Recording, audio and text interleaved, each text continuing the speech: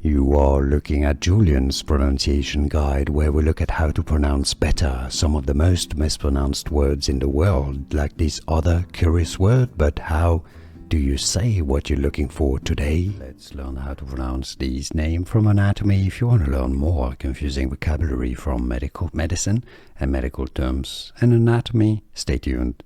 Got tons of them at the end of the video. Interatrial, so it comes from inter and atrial, okay?